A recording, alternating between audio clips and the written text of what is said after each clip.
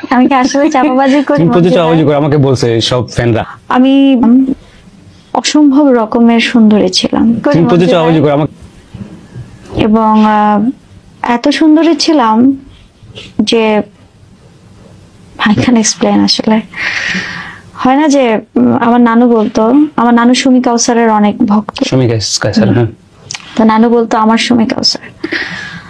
তো আমাদের কাজিন টাজিন রিলেটিভদের মধ্যে মানে সবার মাঝখান থেকে আমাকে বেছে নিয়ে আসা যাবে। ট্রাই করব যেন সত্যি কথাগুলো বর্ষা আজকে বলে, হ্যাঁ, লাইভে যেরকম চাপাবাজি করে আজকে যেন না করে।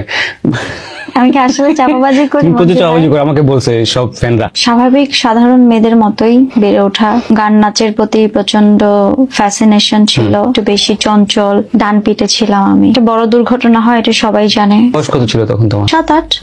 তাড়াতাড়ি বিয়ে দিয়ে দেয়। লোকটা আবার তোমার মার্ডার মামলার আসামি ছিল।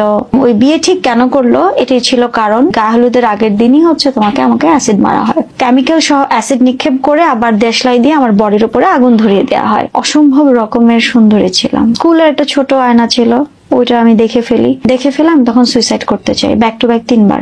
গলার স্পটটা নিতে পারি নাই।